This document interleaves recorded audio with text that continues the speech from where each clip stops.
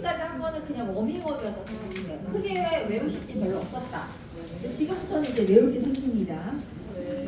263페이지에 보시면 약물 사용, 여기에서는 조금 외울 것들이 생기게 됩니다. 지금은 일단 붙이지 말아보세요. 그냥 읽을게요. 제가 많은 노인이 만성질환을 관리하기 위하여 여러 가지 약을 복용하고 있다. 약물은 질병을 치료하며 증상 완화에 매우 중요하지만 잘못된 약물 복용은 노인에게 심각한 피해를 줄 수 있으므로 주의가 필요하다. 약물 부작용의 가장 흔한 이유는 여기서부터 줄치세요. 여러 가지 약을 같이 먹는 것이다. 약의 종류가 많아지면서 의도와 다른 부작용을 일으킬 수 있는데 이를 약물 상호작용이라고 한다. 여기까지 치시면 됩니다. 약물 상호작용이라는 말들이 이제 종종 등장하게 됩니다. 여러 가지 약을 먹는 것이다부터 약물 상호작용이라고 한다. 여기까지 줄치시면 되겠습니다.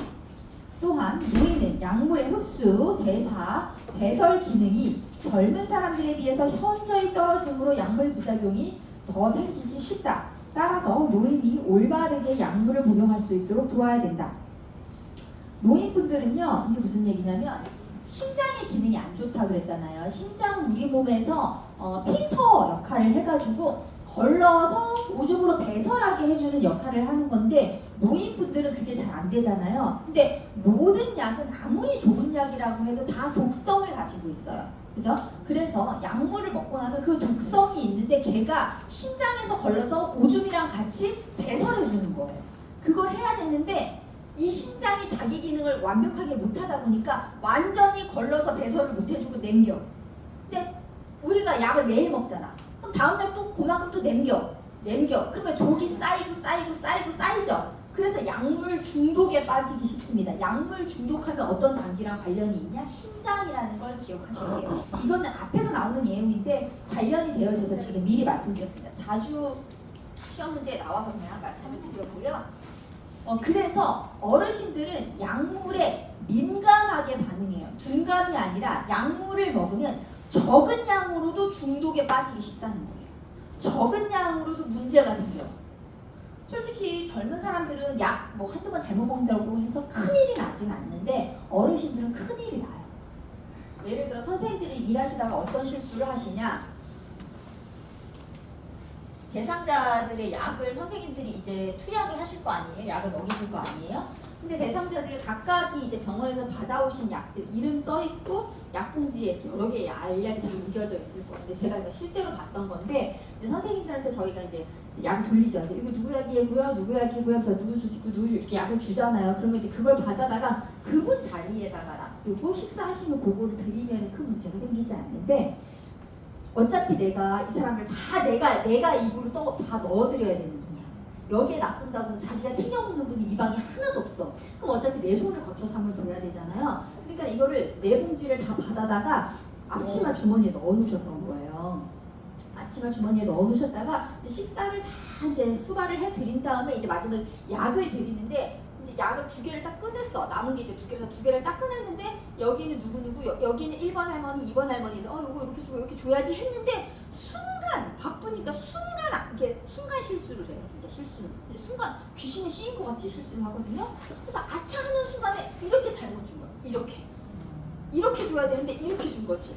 근데 문제는 예를 들어 이 할머니는 혈압 당뇨가 없어. 이분은 있어. 그러면 이 사람 약이 여기로 갔죠. 그리고 이 사람은 혈압당뇨 아닌데 이 사람 약 먹었어. 문제는 1번 할머니한테 문제가 생길까요? 2번 할머니한테 문제가 생길까요? 1번 할머니한테 문제가 생깁니다. 이 사람은 혈압도 없고 당뇨도 없었는데 혈압약이랑 당뇨약을 먹으면 혈압을 떨어뜨리고 당을 떨어뜨리는 거잖아요. 내 몸은 멀쩡한데 혈압을 뚝 떨어뜨려? 저혈압이 오겠죠. 당을 뚝 떨어뜨려? 저혈당 쇼크에 빠지겠죠. 그래서 이분한테 문제가 생길 수 있다는 거. 그래서 적은 양으로 한 번 먹은 거 가지고도 문제가 생겨 의식을 잃어요. 예, 그러니까 약물 투약하실 때 되게 주의하셔야 됩니다. 그리고 내가 일을 해보시면 아시겠지만 내가 잘못 줬어.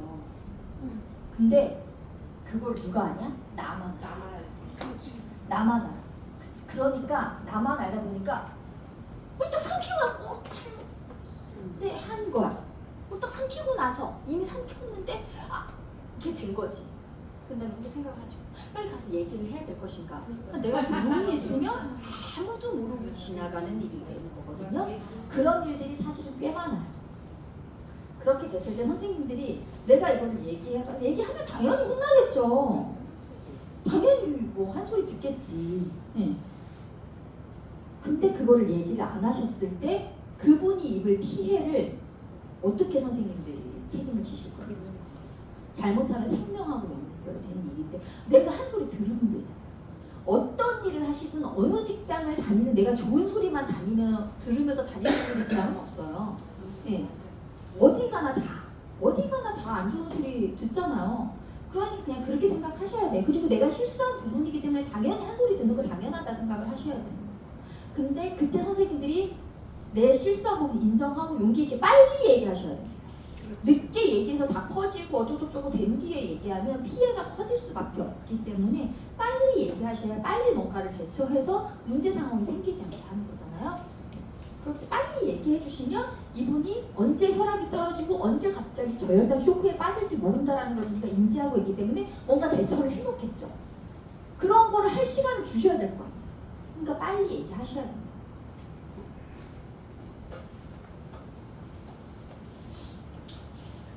네, 그 다음에 이제 노인 약물 상호작용 예방법. 그러면 노인분들이 이렇게 서로 여러 가지 약을 먹어서 걔네들끼리 부작용을 일으키는 약물 상호작용이라는 안 좋은 상황을 예방하는 방법에 대해서 나와 있습니다. 첫 번째, 복용하는 약물의 이름과 효과를 알아야 됩니다. 내가 케어하고 있는 대상자가 드시는 약에 대해서는 기본적인 건 알아야 된다는 거지. 요 약이 혈압약이고 요 약이 당뇨약이고 이 약이 변비약이고 이런 거 정도는 알고 계셔야 된다는 거예요. 내가 케어하는 대상자가 설사를 쫙쫙 하고 있는데 이게 변비약인지 몰라가지고 이 약을 안 빼줘. 이분은 계속 설사하시겠죠. 컨디션이 뚝뚝뚝뚝 떨어질 수밖에 없는 거잖아요. 이분이 아침 식사를 안 하셨어. 아침 식사를 하나도 아무것도 안 드시고 컨디션이 요즘 안 좋아서 어제 저녁도 대충 드시고 오늘 아침 식사도 안 하셨어. 그리고 이제 점심을 챙겨드려야 되는데 내가 점심 챙겨주러 왔는데 혈당이 그때 딱 뭐 50, 60밖에 안 됐어. 기절하기 직전인데 그 식전에 들어가는 당뇨를 그냥 드렸어. 무슨 일이 생길까요? 네. 중급 상황이 생기겠죠. 네. 그러니까 내가 기본적으로 이분이 드시고 있는 약에 대해서는 기본적인 것들은 알아야 된다. 뭐 먹고 죽지 않느냐, 뭐 소화제나 뭐 이런 거, 비타민 이런 것까지 다 아시라는 게 아니라 중요한 약들에 대해서는 좀 알고 계셔야 됩니다. 처방받은 약은 정해진 양을 정해진 시간에 올바른 방법으로 복용하셔야 됩니다. 그쵸? 하나만 먹어야 되는데 아까 안 먹었죠? 2알 한꺼번에 이런 식은 안 된다는 거예요. 그리고 정해진 시간에 먹어야 됩니다. 식전에 드시는 약이 있고요. 식후에 드시는 약이 있어요. 그거는 각각의 효과 때문에 시간을 나누는 거기 때문에 시간을 지켜주셔야 되고요. 올바른 방법으로 복용하셔야 됩니다.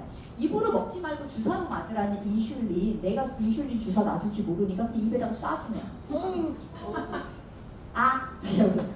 주사 쏴주면 효과가 있나요? 아니요. 전혀 효과가 없어요. 네. 이게 소화기관 지나가면 다 파괴가 되기 때문에 효과를 가질 수가 없습니다. 만약에 내가 케어하는 대상자가 인슐린 주사를 맞으신다, 선생님들이 기본적으로 인슐린 주사 놓을 수 있어야 돼요. 큰 일은 힘든 일은 아니에요. 어렵지는 않아요. 그렇기 때문에 그 정도, 만약에 내가 하고 있는 대상자가 그런 걸 하신다, 그러면은 그런 거 정도는 기본적으로 알고 계셔야 됩니다. 그렇죠? 그분이 해야 되는데 그분이 만약 컨디션이 안 좋아, 내가 해줘야 되잖아. 네. 그러니까 그런 거 정도는 알고 계셔야 된다. 내가 하고 있는 대상자가 이제 기관지 확장제를 쓰셔. 여기 입에다 물어서 하시는 거 드라마에서 봤죠. 그런 걸 쓰시는 분이야. 그러면 내가 이거 어떻게 써야 되는지는 알고 계셔야 된다는 거예요. 뭐 천식발작이 일어나서 숨을 못 쉬어. 숨이 막혀서 숨을 못 쉬고 있는 상황에서 선생님이 얼른 그거 꺼내다가 해주실 수 있어야 되는 거잖아. 근데 어떻게 할지 몰라. 자, 여기요. 해봐요. 이렇게 할 수 없는 거잖아. 그거 꼴딱 넘어가기 직전인데. 그러니까 내가 케어하는 대상자가 들어가고 있는 약에 대해서 선생님들도 투약하는 방법은 다 알고 계셔요. 그 다음에 약물의 부작용 증상 등이 있는지 확인한다. 그쵸? 혈당이 툭 떨어져서 저혈당이 와가지고 막 오락가락 하시면서 막 식은땀을 뻘뻘 흘리고 이거 어지러워 눈앞이 안 보여 막 이런 얘기하는데 식사 안 하셔서 그런가 보다 하면서 그냥 약을 그냥 드린다든지. 근데 이건 부작용, 저혈당의 증상인 거잖아요. 그런 거를 내가 전혀 모르고 있으면 그렇게 할 수도 있잖아요. 그죠? 그리고 뭐 설사를 쭉쭉 하고 있는데 이게 뭐 부작용인지도 모르고 그냥 약도 안 빼주고 이런 일이 생길 수 있다라는 거죠. 그러니까 어느 정도 선생님들이 부작용의 증상들은 알고 계셔야 됩니다.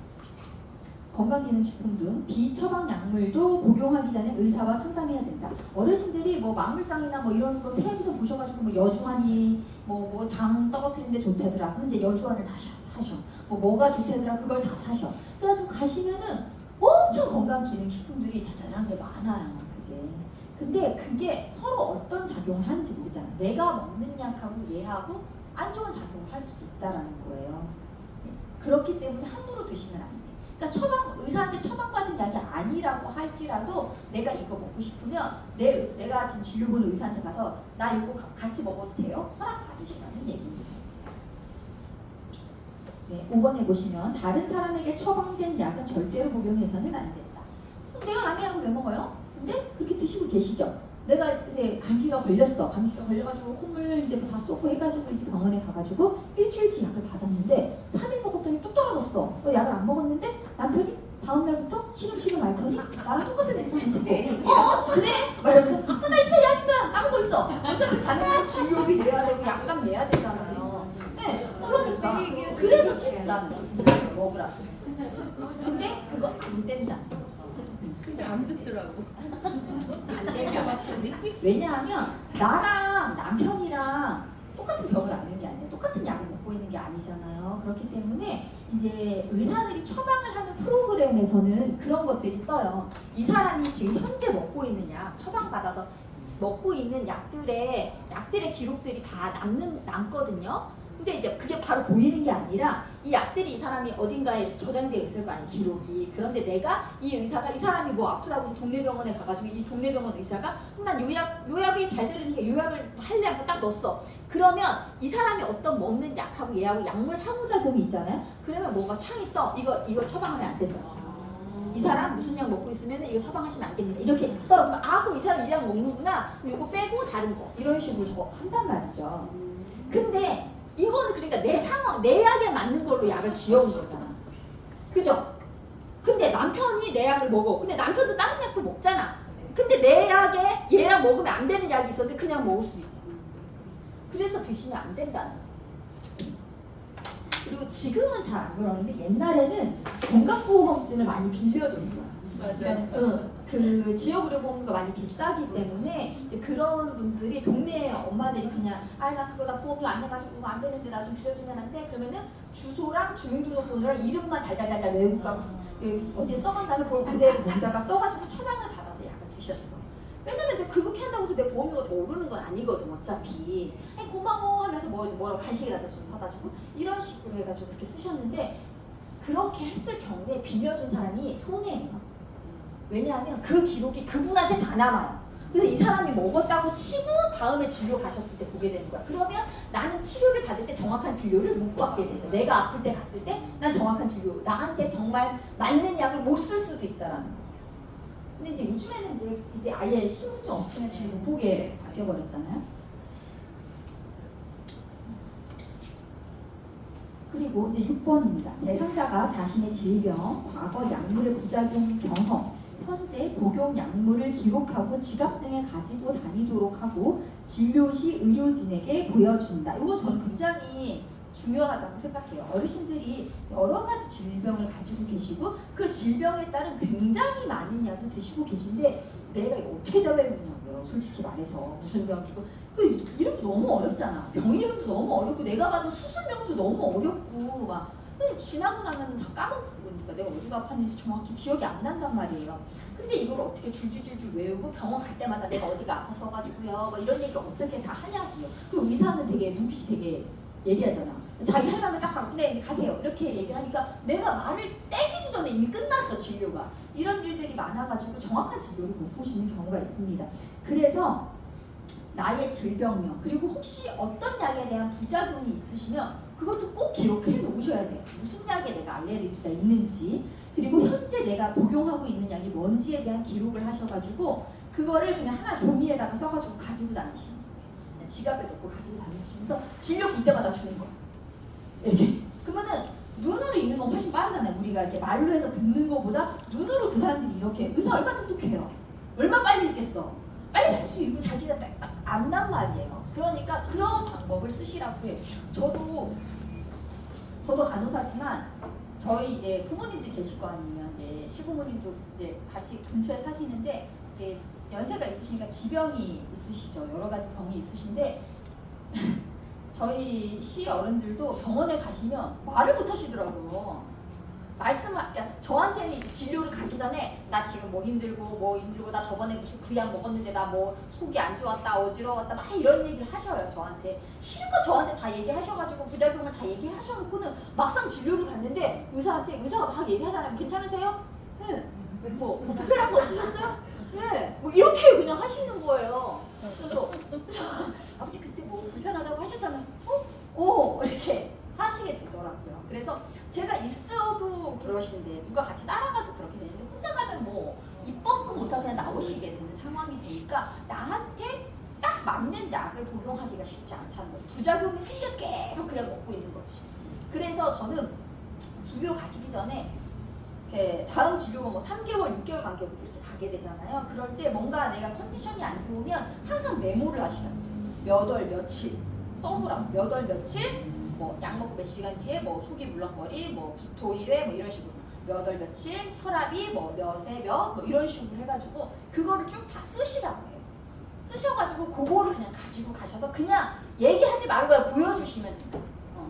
굳이 다 얘기하실 것도 없다. 그냥 보여주시면 된다.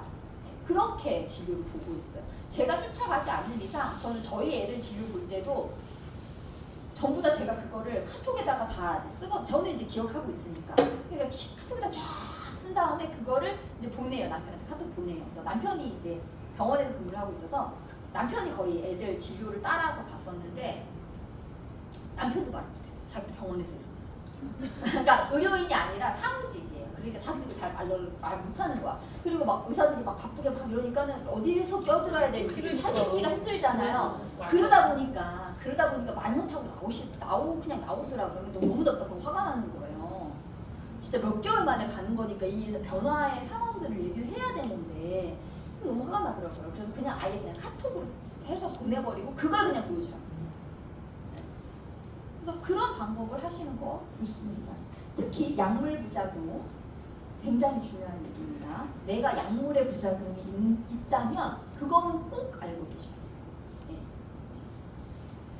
그 다음에 약은 정해진 보관 방법에 따라서 냉장 보관하는 약도 있고 그냥 이렇게 상온에 두시는 약도 있고 그늘진 곳에 햇빛 보지 않는 곳에다가 둬야 되는 약들이 있는데 그거에 써있는 방법대로 보관하셔야 됩니다. 그렇지 않으면 약효가 떨어질 수밖에 없어요. 실험약 중에서 갈색병에 보관된 약들은 일부러 갈색병에 넣어놓은 거예요. 그런 약들을 소분해서 다른 병에 옮겨 담으시면 안 됩니다. 그거는 햇빛 보지 말라고 해놓은 거예요. 일부러 갈색병에다가 차광을 해놓은 건데 어머님들이 애기 약 먹이기 좋게 물약통에다가 조금 이렇게 해서 아침, 점심, 저녁 해가지고 날짜를 써가지고 막 따라놔. 그렇게 약효 뚝 떨어뜨리는 거죠. 이거 하시면 안 됩니다. 263페이지 노인 약물 복용의 원칙이 있습니다. 원칙인 거 잘 나오겠죠. 들어보시면 이해가 돼요. 복용하던 약을 의사의 처방 없이 중단하면 안 된다. 증상이 좋아졌다고 해도 복용하던 약을 중단하려면 먼저 의사와 상담해야 한다. 처방을 무시하고 임의로 조절하여 정해진 양보다 적게 복용하거나 많이 복용해서는 안 된다. 약에 대한 처방권이라는 건 약을 처방하는 것도 있지만 약을 줄이고 늘리고 바꾸고 끊고 추가하고 이 모든 거에 대한 거는 의사만 할 수 있어요. 간호사도 못하고 아무도 못해. 의사만 가능합니다. 그렇기 때문에 이 교재를 통틀어 약에 대해서 조절하는 내용이 나왔을 때 의사와 상의한다라는 말이 있죠? 무조건 답이에요. 의사와 상의해서 안 될 일은 없어. 약에 대해서. 그래서 의사와 상의하셔야 됩니다. 내가 먹는 약이, 그러니까 내가 고지혈증이야. 근데 고지혈증인 경우에 이제 피에 이제 지질 성분이 많다는 거잖아요. 근데 이 고지혈증은 혈관성 질환이라 솔직히 말해서 가족력이에요. 그래서 나는 엄청 식이 관리 잘하고 운동 되게 열심히 하고 나는 체중도 오히려 저체중이야. 나는 그 평균 체중보다 오히려 더 조금 나가고 그래서 너무나 건강 체질인데 병원에 갔더니 콜레스테롤이 높으니까 고지혈증 이제 단계에 들어섰으니까 약을 드셔야 됩니다. 믿을 수가 없죠. 무슨 말이야? 내가 그렇게 관리를 했는데 이제 엄마가 그런 고지혈증 약을 평생 드셔가지고 나는 그렇게 되면 안 된다고 해가지고 평생 관리를 하고 식이 조절 잘하고 운동도 하고 했는데 내가 지금 이렇게 멀쩡하고 지금 체중도 지금 잘 나가고 있는데 무슨 내가 고지혈증이야 하면서 처음에 거부하시는 분들이 제일 많아요.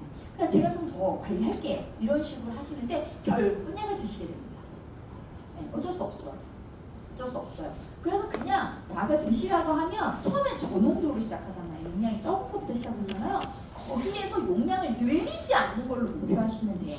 이게 관리가 안 되면 나중에 뭐 2ml 먹을 거 10ml 먹고 20ml 먹고 이렇게 해야 된단 말이죠. 근데 어쨌든 모든 약은 부작용이 따르기 때문에 농도가 올라가면 올라갈수록 부작용이 더 커질 수밖에 없어요. 그러니까 그냥 저농도에서 꾸준히 그 지금 하던 대로 잘 관리하면서 그거를 그냥 유지하는 걸로 목적을 하셔야지 내가 생각했을 때는 뭐 저렇게 돌팔이군 뭐 이렇게 생각하셔가지고 됐어요 그냥 제가 딴 데 가볼게요 뭐 이런 식으로 그냥 제가 뭐 관리할게요 이런 식으로 해서 안 따르시게 되면 나중에 처음에 2ml라고 말했는데 나중에 진짜 10ml 드시면서 시작하실 수도 있다는 거죠. 그래서 일단 약에 대해서는 의사와 상담하셔라.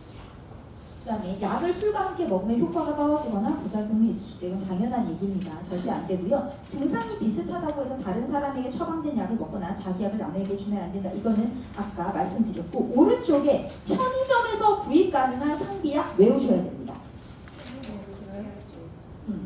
해열 진통제. 그래서 한마디로 뭐 파냐? 타이레놀이랑 브루펜을 팔고 있습니다.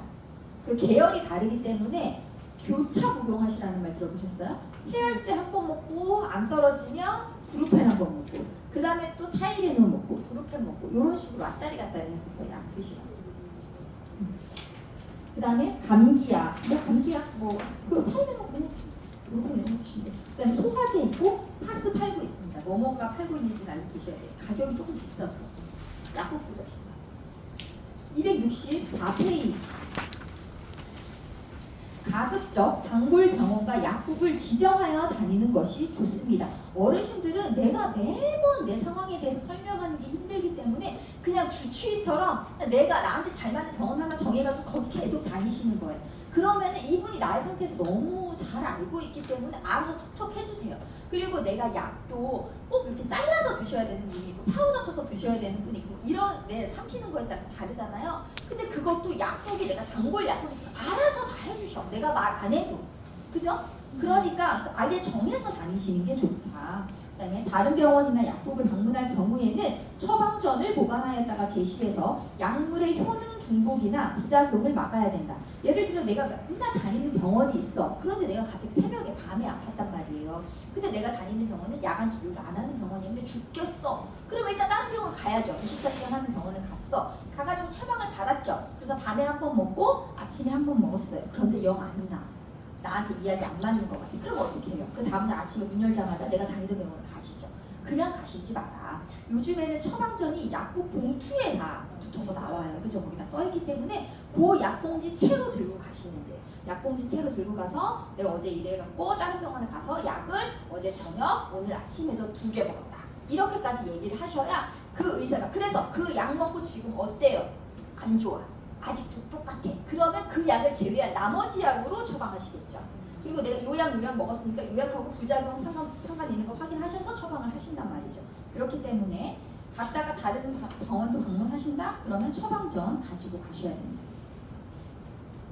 그다음에 진료 전에 복용 중인 약물과 약물 알레르기에 대해서 반드시 알리셔야 됩니다. 네, 저도 약물 알레르기가 있거든요. 근데 저도 몰랐는데 아기 낳다가 왔어요. 그러니까 저도 이제 아기를 둘째를 이제 30살에 낳는데 첫째도 이제 뭐 상황이 있어가지고 응급 수술을 해서 제왕절개를 했어요. 둘째도 이제 응급으로 제왕절개를 했는데 둘째는 그 제가 조상기가 있어서 좀 한 달 정도를 병원에서 입원하다가 응급수술을 받았어요. 그러니까 조산을 하면 안 되니까 아기가 빨리 못 나오게 하는 약을 썼거든요. 근데 그게 산모의 건강에 해로워요. 심장과 폐에 안 좋은 영향을 주는 약이라서 산모의 몸이 버틸 수 있을 때까지 쓰고 그 이후에 바로 수술을 하는 거예요. 그래가지고 저는 이제 버틸 때까지 버티다가 이제 손발 벌벌 떨면서 이제 이러고 이제 한 달을 누워있었어요. 그리고 언제 수술에 들어가야 될지 모르니까 한 달을 금식을 시켰거든요. 내일 수술 갈지 언제 갈지 아무도 모르는 거잖아. 그렇기 때문에 언제 수술을 할지 모르니까 수술하면 금식해야 되잖아요. 그러니까 금식을 한 거예요. 제가 한 달을 금식을 하면서 누워서 병원에 있었는데 그러면서 나중에는 이제 진짜 손발이 벌벌 떨리고 막 이렇게 돼. 가만히 있을지를 못하고 막 이렇게 되는 상황이었어요. 근데 그래서 겨우 37주가 되자마자 응급 수술을 한 거예요. 근데 수술을 하러 들어가서 수술해서 이제 밑에 이제 하반신만 이제 애를 꺼냈어. 근데 이제 제가 그때 이제 몸이 되게 안 좋았을 거 아니에요. 안 좋아서 저를 담당했던 주치의가 저한테 그랬어요. 배를 이제 꼬맬 건데 30분에서 1시간 걸린다. 꼬매는 시간이 1시간 걸리는데 혹시 그때 좀 자겠냐? 왜냐면 잠도 제대로 못 자거든요. 그 입원한 기간 동안 2시간에 한 번씩 의사가 와서 계속 검사를 해요. 그러니까 잠을 잘 수가 없는 상황이었거든요. 제대로. 그러니까는 좀 자겠냐? 그러니까 이게 몰골이 많이 아니었던 거지.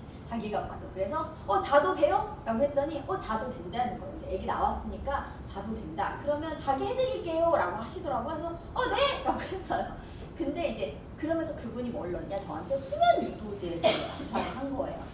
그 약의 이름이 뭐냐? 미다졸람이라고 혹시 들어보셨어요? 뉴스에서 뭐 성형외과에서 무슨 수면 마취제 넣다가 뭐 못 깨어나서 죽었다, 호흡 부전으로 죽었다 이렇게 했을 때 많이 나왔던 약이에요. 근데 그 약을 저한테 넣었는데 그러니까 그 약이 사실 저도 간호사기 때문에 병원에서 생활할 때 많이 썼던 약이에요. 왜냐하면 위내시경을 하거나 대장내시경을 하거나 하면 수면 마취를 하잖아요. 그럴 때 가지고 가는 약이었단 말이에요. 이게 그래가지고 제가 되게 자주 썼던 자주 이렇게 해드렸던 약인데 제가 그 약을 맞았는데 저는 이제 그때 나이가 젊었으니까 한 번도 내시경 같은 걸 해본 적이 없었던 거예요. 그런 시술을 받아본 적이 없었던 거예요. 그래서 그런 약을 쓸 기회가 한 번도 없다가 아기 낳을 때 처음 썼는데 그 약이 저한테 알레르기가 있어요. 그래가지고 약물이 들어오는 순간 이게 잘못됐구나라는 걸 느꼈어요. 이게 어차피 제가 하반신 마취가 됐기 때문에 다리 쪽은 이미 감각도 없고 움직일 수가 없는 상태였고 수술실에 있기 때문에 이제 팔다리를 다 묶거든요. 그랬는데 이제 묶여있는 상태에서 들어오는 이 혈관을 타고 약물이 들어오는 게 다 느껴지면서 이 목이 이 기도가 조여지는 게 느껴져요. 기도가 후 부는 게 느껴져요.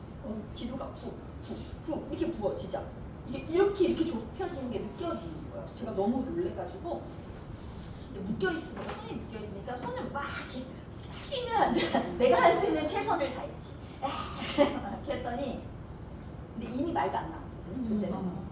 그래서 막 이렇게 하더니 이제 그런 거 걱정하시죠. 내시경 하러 갔는데 내가 막 헛소리하고 욕하고 막 이렇게 될까봐. 그러니까 그렇게 마취 약을 이겨내려고 하는 분들이 있어요. 이 흥분을 가라앉히지 못하고 막 이렇게 하는데 제가 그렇다고 생각을 하시는 거예요. 그래가지고 간호사가 제 손을 딱 잡으면서 괜찮아요 그냥 편하게 주무시면 돼요 이렇게 저한테 얘기를 해서 저는 또 그 소리를 듣고 그런가? 그런가? 내가 또 너무 흥분했나? 그래 자면 되겠지 자자 이렇게 혼자 생각을 했는데 그게 아니었던 거예요. 이게 점점 이렇게 되면서 이제는 무슨 생각이 들었냐면 내 이제 목구멍에 숨 쉴 수 있는 길이 샤프신 구멍만큼 남았다는 딱 그 기분이었어. 그러니까 그때 내가 숨을 쉬고 있는 모습은 이렇게 해서 이렇게 숨을 쉬고 있었던 거죠. 근데 그렇게 숨을 이제 쉬면서 그때는 이제 얘네들이 왜 모르지? 그렇지. 이런 생각 드는 거예요. 그러니까 나는 너무 이게 긴 시간이었던 것 같은 느낌이죠. 그래서 아니 이것들이 여기서 왜 아무도 나를 지금 살려주려고 하지를 않지? 왜 몰라? 막 기계를 다 달고 있는데 왜 몰라? 이제 막 이런 생각이 들면서 내가 그 애나타가 예전에는 애나타가 많이 죽었잖아요. 애나타가 죽는 사람이 있다더니 나라고? 그게 나라고? 이제 이런 생각이 너무 앞으로 간다. 나구나. 그게 나구나. 이제 이런 생각이 들면서 아주 포기가 돼서 안 도와주는 거야. 근데 나는 정말 죽을 것 같더라고. 그래서 나를 안 도와주니까 나는 문도 들어게 이렇게 되면 내가 이 나이에 내신한다 막 이런 생각을 막 혼자 막 머리에서 참 어이가 없네 이렇게 생각을 하면서 아주 죽는다고 생각이 들어서 그런지 몰라도 엄마 생각이 탁 나는 거예요. 그래서 너무 미안해서 어떡하지 우리 엄마한테. 우리 엄마가 내가 없으면 못 살 텐데 막 이거 미안해서 어떡하지 막 이런 생각이 막 처음에 이제 엄마 생각이 딱 나는데 그 다음에 누구 생각이 나면 남편 생각이 딱 나는 거예요. 남편 생각이 딱 나는데 그래 쟤는 그냥 살 거야.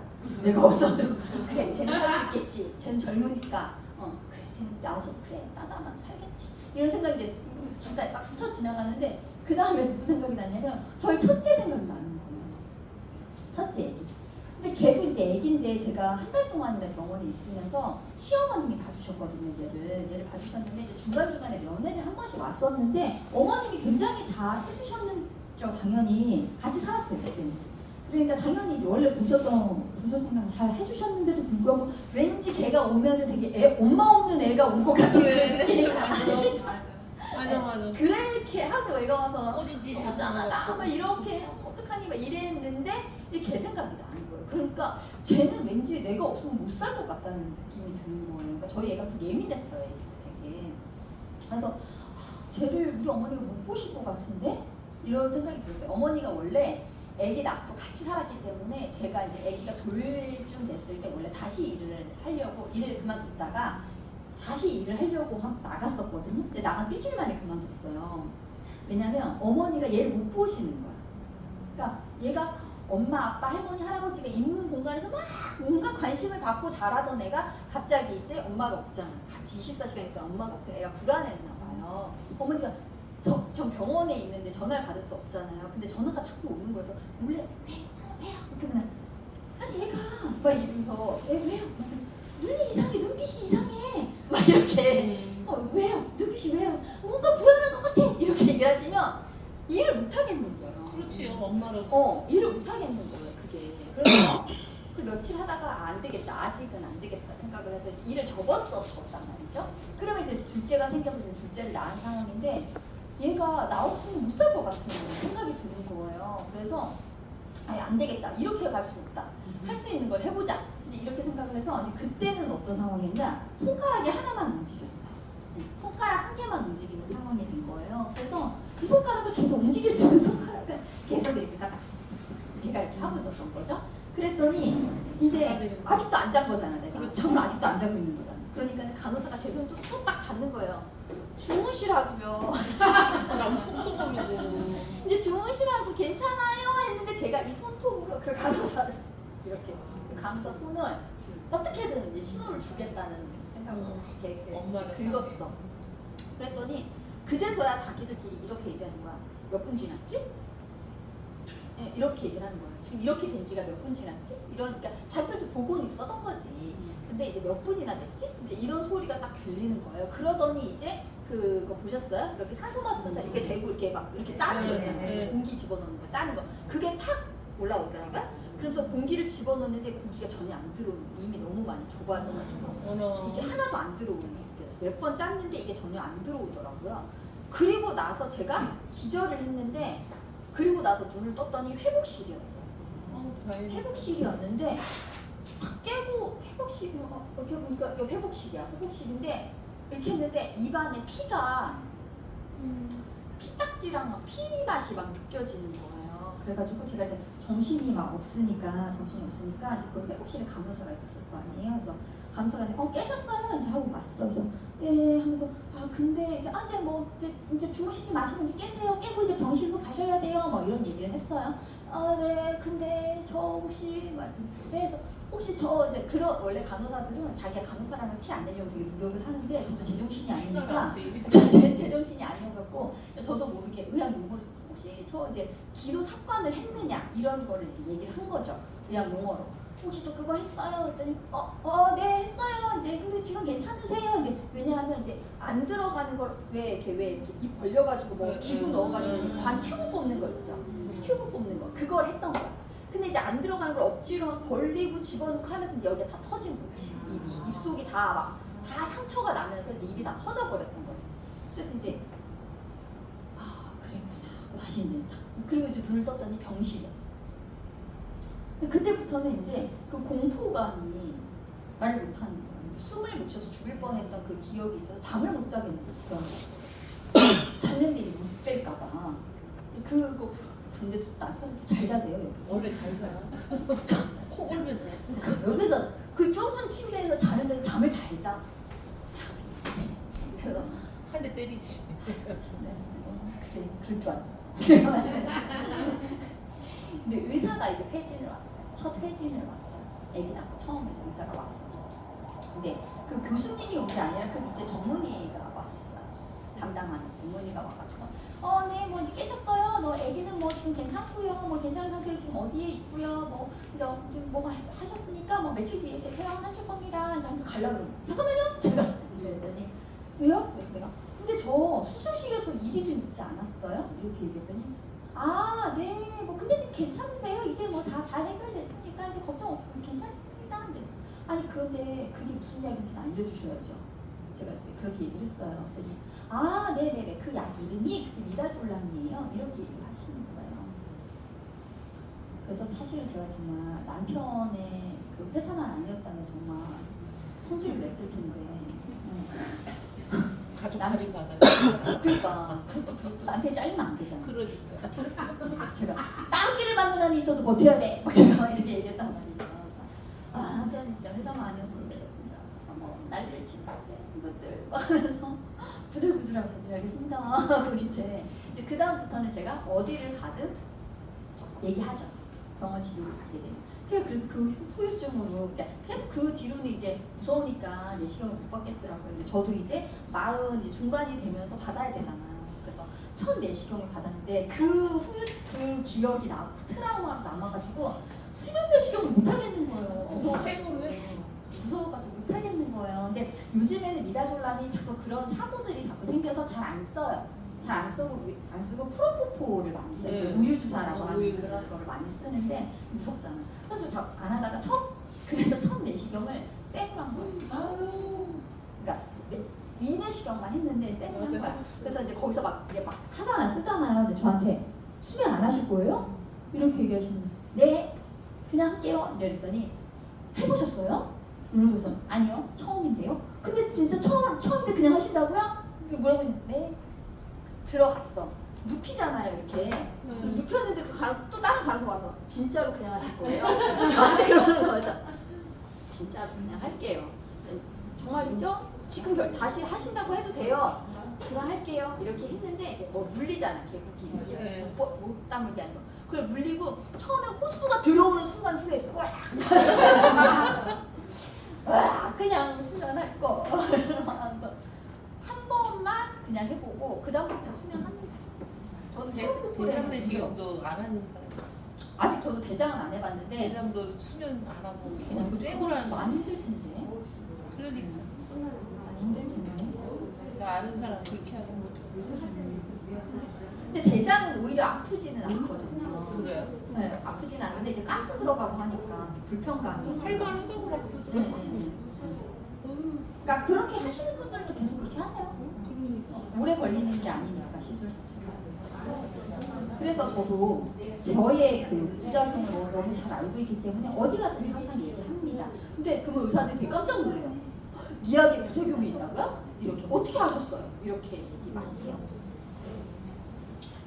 그렇습니다. 근데 요즘에는 잘 쓰지 않더라고요. 지금 어디까지 했냐? 264페이지 동그라미 6번까지 말씀드렸습니다. 7번 이것도 잘 알고 계셔야 되는데 진료 후에는 이전의 처방약을 이어서 복용하면 안 됩니다. 질병의 상태에 맞추어서 약을 조절했을 가능성이 높으므로 반드시 가장 최근의 처방약을 복용해야 합니다. 이전의 처방약이 많이 남아있다면 의사에게 확인 받으시면 됩니다. 무슨 약들이냐?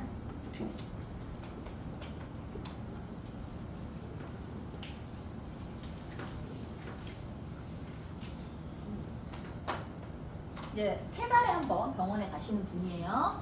3달에 한 번 병원에 가시는데 이제 요때 받았어. 그리고 이제 요날 진료를 보러 오시는 거야. 그런데 약을 드셔보시면 알겠지만 한두 번 꼭 빼먹습니다. 약들을 네. 자꾸 빼먹는 일이 생겨가지고 결국은 가지고 이때 약이 똑 떨어져야지 되는 게 맞는데 약이 남아요. 한 열흘치 남았어요. 예, 남고 이제 진료를 보러 갔단 말이죠. 그러니까 의사가 뭐 잘 지내셨어요? 괜찮아요? 뭐 불편한 거 없어요? 뭐 이제 달라진 거 없으세요? 이제 얘기했었더니 아니 뭐 다른 건 괜찮은데 요즘 들어서 소화가 좀 잘 안 되는 것 같고 그거 약만 먹고 나면 좀 어지러워요. 이렇게 있어. 아 그러세요? 그러면 약을 조금만 바꿔볼게요. 요것만 조금만 몇 개만 바꿔볼게요. 이제 이렇게 하면서 처방을 다시 3개월을 지어줬단 말이죠. 그런데 이 대상자 분이 이 열흘치 약을 버리기가 아까웠던 거야.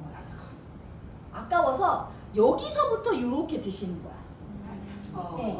여기서부터 요렇게 드시는 거야. 근데 또 이것도 중간에 또 뭐 몇 번 안 드셨을 거 아니야. 그러면서 또 다음에 또 약이 또 남는 상황이 생겨요. 그런데 요때 가서 진료를 보면 의사는 뭐라고 생각해요? 여기 새로 처방받은 여기 약을 이만큼 3개월을 먹고 자 약을 바꾸셨었는데 이제 어때요? 라고 물어볼 거 아니에요. 3개월을 먹고 왔을 때의 지금의 현재 상태를 물어본 건데 선생님들은 내가 3개월도 아니고 열흘치는 그 전 약 계속 먹었고 또 빼먹은 약 거의 한 달을 약을 안 먹고 2개월 만에 그 결과를 얘기해 준 게 되는 거예요. 그러면 정확한 결과가 될 수가 없다는 거죠.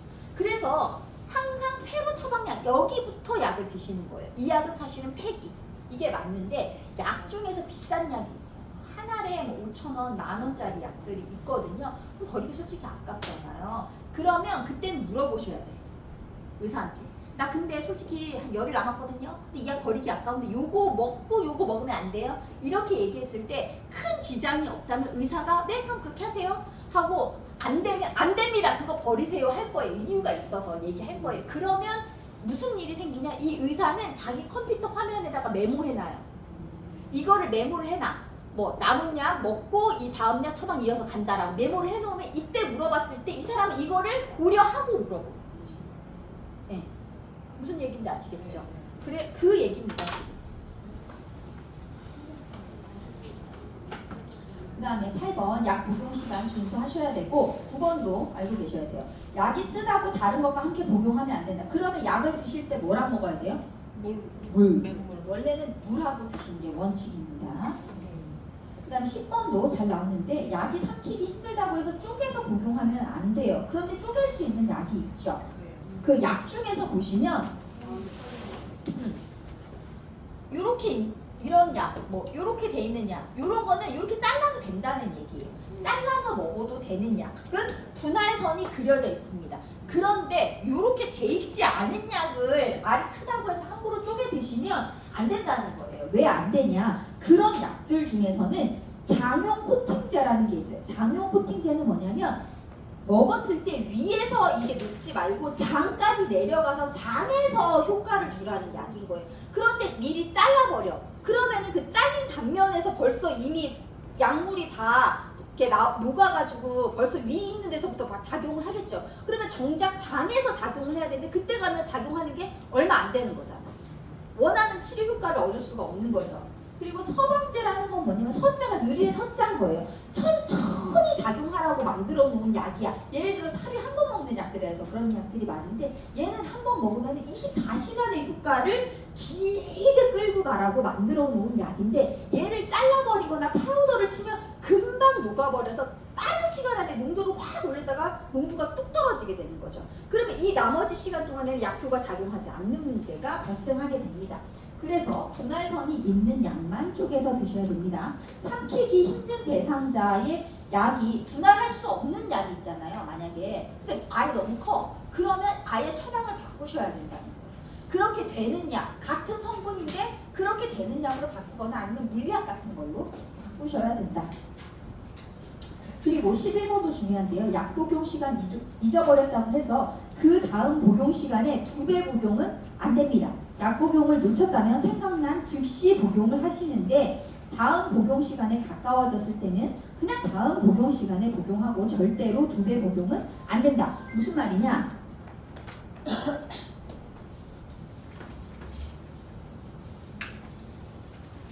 대체로 하루에 3번 먹는 약이 많잖아요. 그러면 아침 식후, 점심 식후, 저녁 식후 거의 9시, 1시, 7시 이렇게 많이들 드시거든요. 그런데 점심약을 참 많이 까먹죠.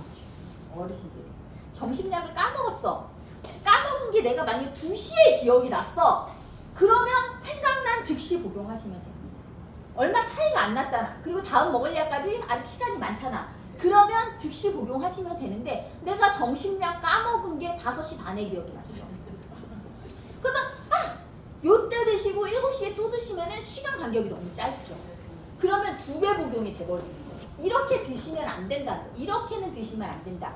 시간이 짧으면 생각난 즉시. 그런데 다음 복용 시간과 너무 가까우면 얘는 빼버리고 얘를 드셔라.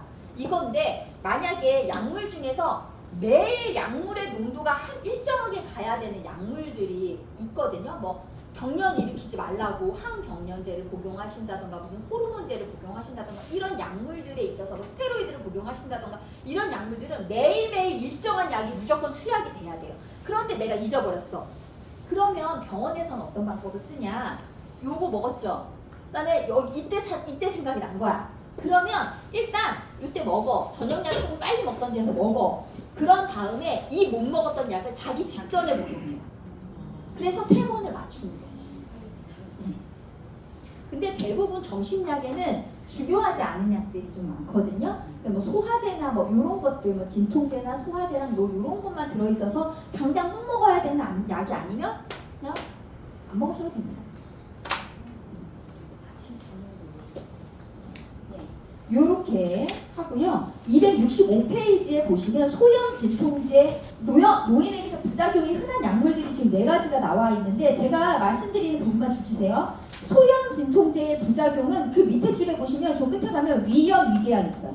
소염 진통제 먹으면 위염, 위궤양 부작용이 많이 생긴다. 찾으셨어요? 네.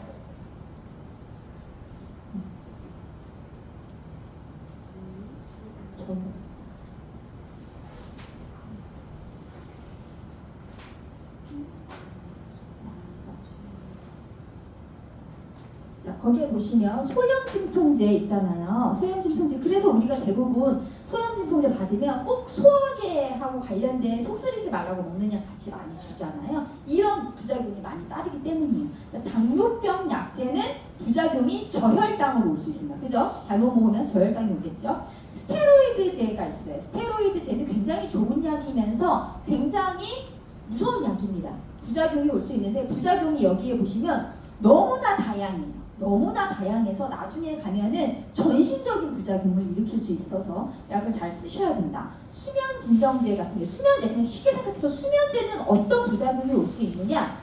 잠결에 그 수면제 먹고 잠결에 화장실 가러 나왔다가 넘어지는 낙상, 그죠? 그리고 잠자다가 그냥 배뇨 실수하는 이제 그냥 보시는 소변 가버리시는 배뇨 장애, 그 다음에 변비등이 생길 수 있습니다. 찾으셨나요? 네, 그 정도는 알고 계셔야 됩니다. 소염진통제, 위염위궤양, 당뇨병 약제, 저혈당, 스테로이드제는 결국은 면역을 다 떨어뜨려서 몸에 병을 만들어요. 다른 병들을 감염을 시켜버려요. 다른 병들이 또 감염되고 이런 병, 다른 병을 또 만들어요. 그리고 수면제, 잠결에 왔다리 갔다리 하면서 넘어지거나 배뇨 실수하거나 변비를 일으킬 수 있다. 그 다음에 약 복용할 때 주의해야 할 음식이 있는데 원래는 자몽주스까지밖에 없었는데 책이 개정되면서 시금치가 추가됐습니다. 자몽주스 혹시 이제 고지혈, 혈압약, 수면제 드시는 분 자몽주스 드시지 말라는 말 들어보셨어요? 예, 둘이서 같이 드실 수 없습니다. 자몽주스, 고지혈, 고혈압, 수면제 드시는 분 자몽주스 드실 수 없고요. 시금치, 부정맥, 와파린으로 외워두시면 되겠습니다. 시금치를 아예 먹지 말라는 건 아닌데 많이 드시게 되면은 부정맥 같은 있으신 분들, 부정맥 같은 병이 있으신 분들이 와파린이라는 항혈전제, 피를 묽게 해주는 약을 드시는데 효과를 떨어뜨려요. 그래서 시금치 많이 드시지 말라. 사실은 시금치뿐만 아니라 녹황색 채소 다 많이 드시면 콩도 많이 드셔요. 저희 시어머님이 이걸 드시고 계시는데 그래서 못 드시는 게 너무 많아요. 네, 그렇습니다. 여기까지 하고 쉬는 시간 가질게요. 고생하셨습니다. 네.